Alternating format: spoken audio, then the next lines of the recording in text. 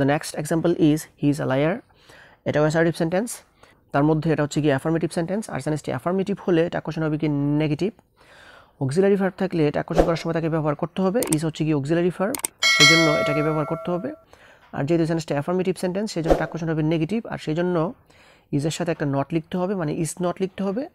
R is নটের short form হচ্ছে গিয়ে isn't. তারপর হি হচ্ছে গিয়ে সাবজেক্ট, হি নিজেই প্রোনাউন, সেই কারণে হি বসবে। So he is a liar, এটাকে টাক কোশ্চেন করলে হবে isn't he. Now the next example is we play football. এটাও অ্যাসার্টিভ সেন্টেন্স, কারণ শুরুতে আছে সাবজেক্ট।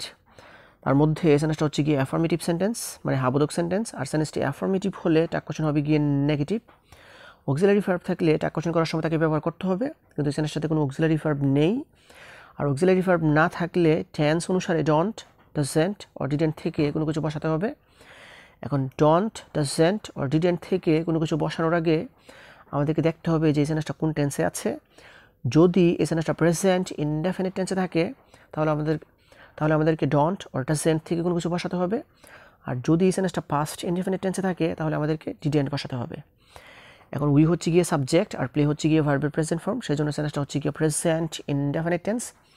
আর যেহেতু সেন্টেন্সটা প্রেজেন্ট ইনডেফিনিট টেন্স সেই জন্য আমাদেরকে ডন্ট অর ডাজন্ট থেকে কোনো কিছু বসাতে হবে।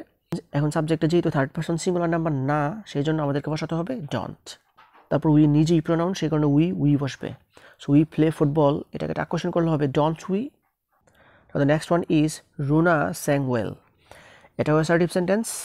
অ্যাসার্টিভ সেন্টেন্স হচ্ছে গিয়ে দুই প্রকার, অ্যাফার্মেটিভ আর নেগেটিভ। তার মধ্যে সেন্টেন্সটা হচ্ছে গিয়ে অ্যাফার্মেটিভ সেন্টেন্স, আর সেন্টেন্সটি অ্যাফার্মেটিভ হলে টাক কোশ্চেন হবে গিয়ে নেগেটিভ।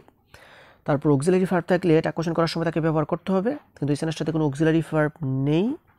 আর অক্সিলারি ভার্ব না থাকলে টেন্স অনুসারে ডন্ট, ডাজন্ট অর ডিডন্ট থেকে কোনো কিছু বসাতে হবে। এখন ডন্ট, ডাজন্ট অর ডিডন্ট থেকে কোনো কিছু বসানোর আগে আমাদেরকে দেখতে হবে এই সেন্টেন্সটা কোন টেন্সে আছে। যদি এই সেন্টেন্সটা প্রেজেন্ট ইনডেফিনিট টেন্সে থাকে তাহলে আমরা ডন্ট অর ডাজন্ট থেকে কোনো কিছু বসাবো। আর যদি সেন্টেন্সটা পাস্ট ইনডেফিনিট টেন্সে থাকে তাহলে আমাদেরকে ডিডন্ট বসাতে হবে। এখন রুনা হচ্ছে গিয়ে সাবজেক্ট, স্যাং হচ্ছে গিয়ে ভার্বের পাস্ট ফর্ম, সেই জন্য এই সেন্টেন্সটা হচ্ছে গিয়ে পাস্ট ইনডেফিনিট টেন্স। আর যেহেতু সেন্টেন্সটা পাস্ট ইনডেফিনিট টেন্স সেই জন্য আমাদেরকে বসাতে হবে ডিডন্ট। আর রুনা হচ্ছে গিয়ে সাবজেক্ট, রুনার প্রোনাউন ফর্ম হচ্ছে she.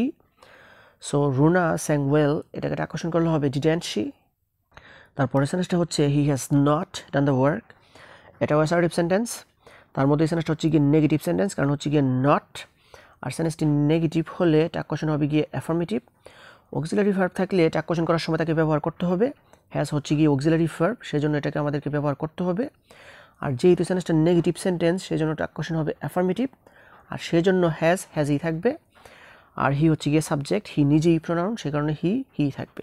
So he has not done the work, এটাকে টাক কোশ্চেন করলে হবে হ্যাজ হি। তারপরে সেন্টেন্সটা হচ্ছে they will not go to school. এটাও অ্যাসার্টিভ সেন্টেন্স, কারণ শুরুতে আছে সাবজেক্ট, আর অ্যাসার্টিভ সেন্টেন্সের শুরুতেই সাবজেক্ট থাকে। আর অ্যাসার্টিভ সেন্টেন্স হচ্ছে গিয়ে দুই প্রকার, অ্যাফার্মেটিভ আর নেগেটিভ। তার মধ্যে সেন্টেন্সটা হচ্ছে গিয়ে নেগেটিভ সেন্টেন্স, কারণ হচ্ছে গিয়ে নট। আর সেন্টেন্সটি নেগেটিভ হলে টাক কোশ্চেন হবে গিয়ে affirmative.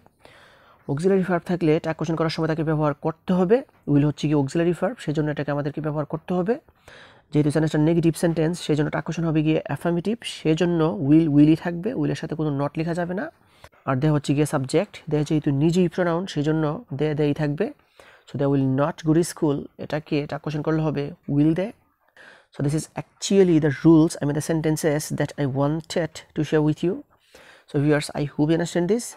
If you guys really love this video, don't forget to like, comment, share and subscribe my YouTube channel.